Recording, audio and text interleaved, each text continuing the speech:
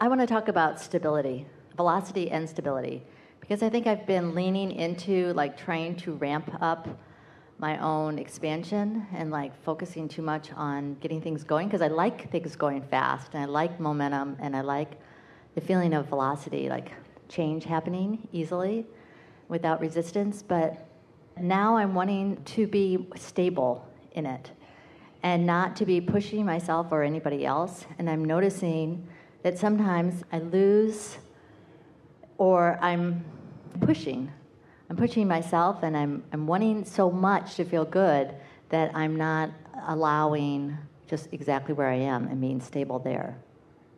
Well, the nice thing about momentum as it relates to vibration and your state of being is that none of you have the ability, and it's a good thing, none of you have the ability to stay focused singularly enough to get any momentum going enough that it really becomes the out-of-control thing that you were kind of worried about. Mm-hmm. In other words, you just have these natural resources that continue to bring you into balance.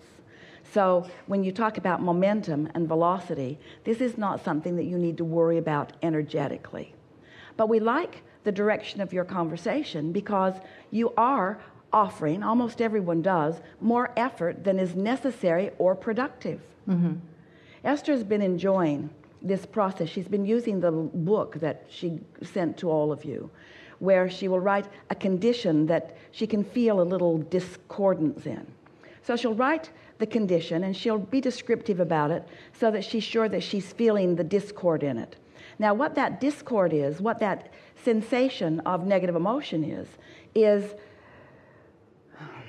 it's a way of understanding velocity, because Esther, like you, has a lot of fast-moving momentum going. And sometimes you don't really know how fast you're going until something happens that makes you aware of it. Jerry and Esther, a few years ago, left the place where their monster buses were created. And Esther was driving, and they were in the mountains of Oregon. And it's a mountain pass, and the highways are marked clearly. And when you're driving a rig as heavy as this one, you want to be mindful, especially when you're going downhill, of what your speed is. And so Esther is moving down these mountain passes, and it was taking Jerry's breath away. And he said, "How fast are you going?" And Esther said, "I'm only going 57 miles an hour." And Jerry said, "I don't care how fast you think you're going. I think you're going too fast." And so they stopped at a rest stop, and then a man from the facility was following them because they had left something there, and he was following them, trying to catch them in order to give it to them. And he said to Esther, "You're driving like a bat out of hell." And Esther said, "I was well under the speed limit. What's wrong with you people?"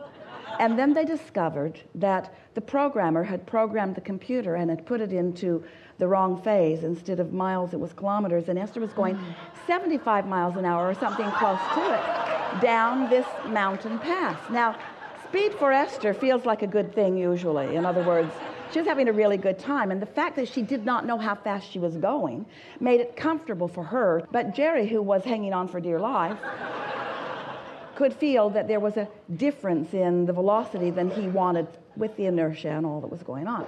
So what we're getting at here, there is this natural control. You do not need to worry about spinning out of control.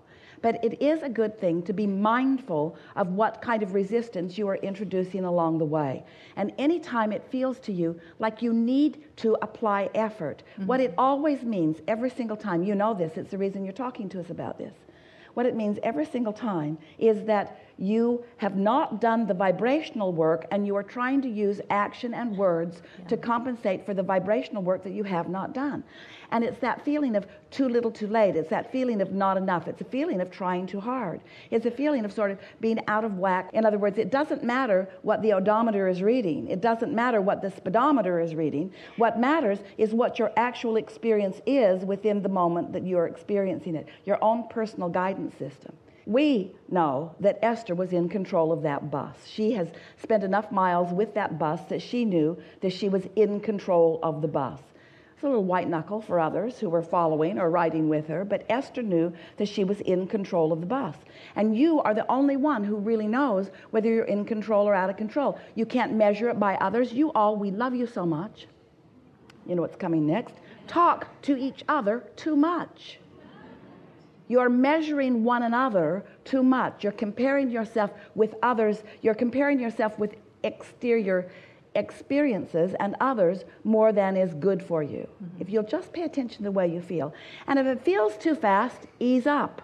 If it feels uncomfortable, ease up. And don't worry, because eventually you are going to take a nap. Eventually you're going to go to sleep. Eventually that momentum, whatever it is, in whatever direction it is going to subside, and you're going to have an opportunity to do something deliberately about it again. We don't find you nearly as vibrationally upsided as you are implying with your conversation here. We think that you're just aware of vibration and wanting to be more. And do you get it, that your emotions are your indicators? Then there's not much more to talk about, is there? If you're in the middle of a conversation with someone and you start feeling uncomfortable, change the subject or go away. Pursuing, don't keep barreling down the mountain path. Do something different. You have control of that. No big thing at all. One more thing. Yeah. So from now on, I really want to make my own vibration my only concern and not other people's, like not noticing other people's unless I'm noticing, wow, they're really feeling good, and that feels good to be noticing them. Because I think I've been too interested in how other people are feeling and their vibration. And I want everyone to like come along with me, and that's part of the pushing, that I'm pushing other people. So Esther is writing in her book, and she's writing a condition that is unsettling to her. And then she wrote the statement, if this were different, if this condition were different, if this were not happening the way that it is happening, then I would feel. And she began to write some emotions that she would feel. Some emotions like relief, and some emotions like I would feel better.